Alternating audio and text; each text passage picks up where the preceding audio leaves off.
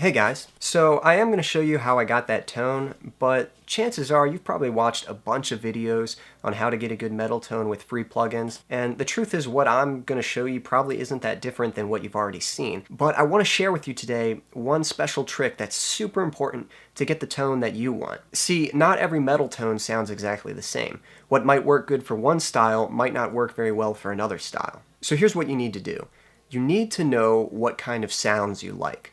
It's really important to have a reference track of what you consider to be a good metal tone. See, if you're just thinking, oh, I just want my mixes to sound professional, that's a very vague description because not every mix sounds the same. They all sound professional, but they don't all sound the same. You need specific goals so that you can shape your tone to get closer to the results you want. You might not match that tone exactly, but you should have similar qualities to that tone that's going to land you in the ballpark. So the first thing you need to do is listen to some of your favorite bands and pay close attention to the guitars and try to distinguish the differences and similarities between them. And be very critical and try to pick which ones you like best. Also consider listening to some bands in the same genre that you don't like.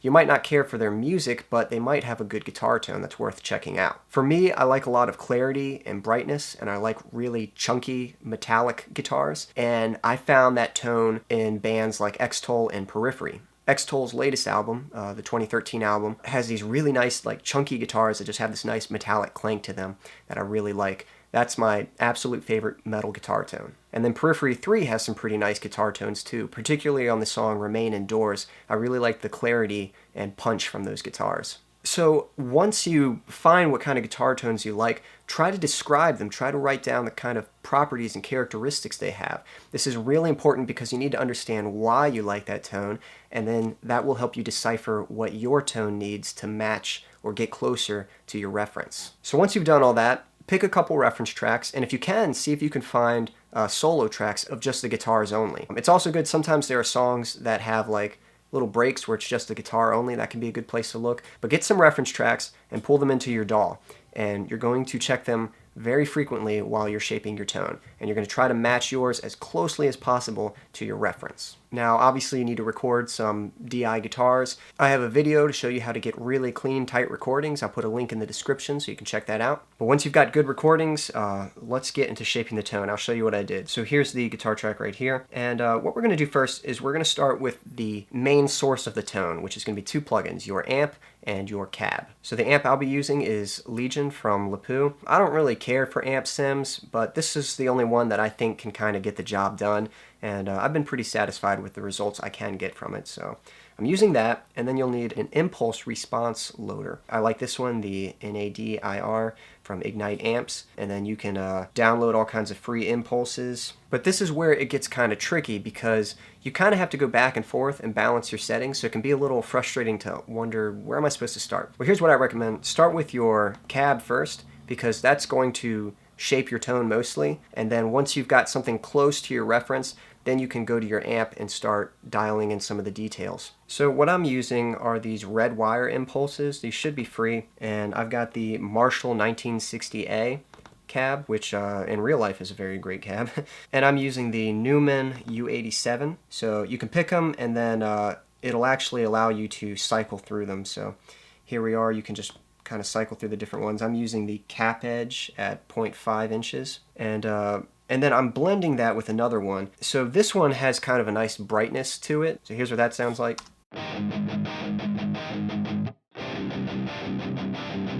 And then I've got this other cab here. I'm using the C414 right on the cone at 0 inches. And this one's just adding some body and some thickness to the guitar tone.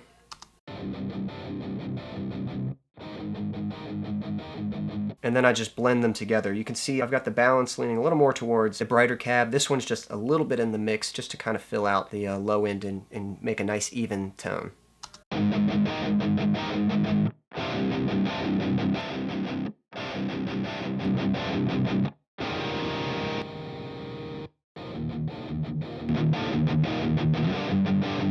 So once you've got that, then you can go into your amp settings and start dialing in your tones. So you want to listen to your reference and try to make adjustments that are going to get you as close to your reference as possible. So one thing that's important to keep in mind is that not every amp is the same. So when you're adjusting the settings on your amp, make sure to use your ears and not your eyes. Don't boost the lows or the highs to what looks right. Make sure you're actually listening.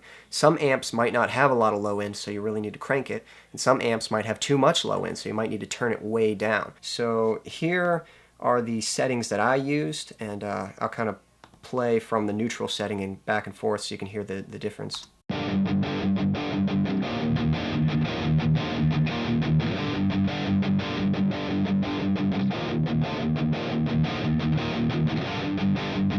So a little bit brighter, a little bit cleaner, and a little more aggressive. And that was sort of the foundation of my tone. Now we're going to go back and add a few plugins. Just some typical things. You'll have a noise gate just to get rid of any unnecessary hisses in between the pauses and stuff. This is a compressor that I've actually got happening before any of the distortion. And this is just to thicken up the strings, just to make them more consistent with each other and just to give them a little more punch. So you can hear what that's doing.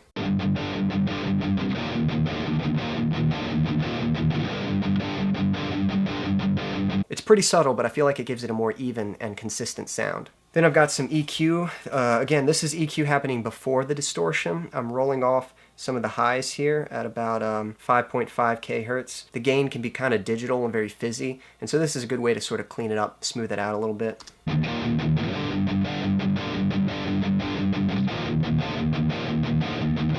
I did, however, leave that out of the lead guitar. I wanted the lead guitar just to have a little more top end so that it could sit on top of the rhythm guitars. All right, then we're going to use this TSE 808. It's kind of like the OD 808. It's just used to sort of tighten up the low end.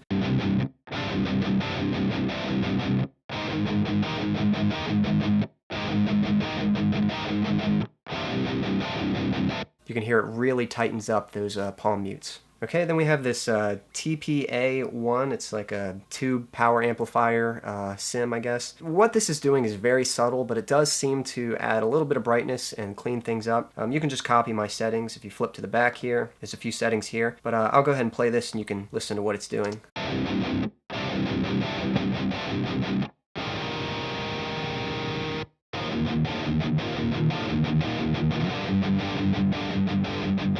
I feel like it carves out the sound a little bit, kind of makes it a little bit cleaner and just easier to listen to. Then the last thing that I do is I like to use this Match EQ plugin. Now this is an interesting plugin. I've been using it a lot lately. But what this does is it can analyze the certain EQ curve of like a reference track, and then you can apply that EQ curve to your own sound.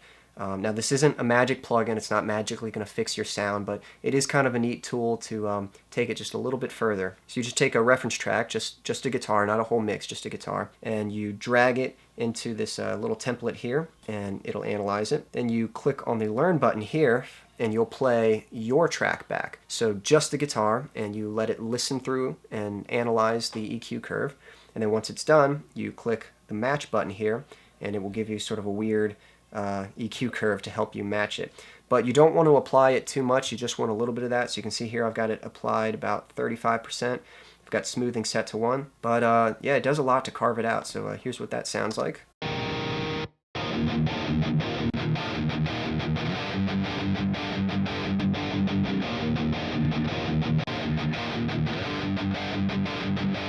And if you have several references, you can actually kind of shoot them out. So if you look here, you can see I've got a couple other Match EQ plugins on here, and that's because I was checking it with a couple other different reference tracks, and I'll sort of go through them and pick which one I think works best. So that's pretty much it. After all that, I'll just bounce it down into a single audio file, and then I'll open up a new track. So here's my mixing template. These are all just tracks that I bounce down into a single sound. And here it is. Here's our guitar tone. And I mean, right now it's being affected by other plugins, but actually not much on the guitar itself, just some EQ.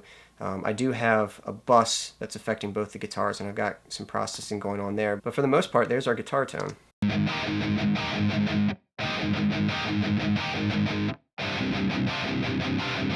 And then, of course, you can layer that up with the other guitar.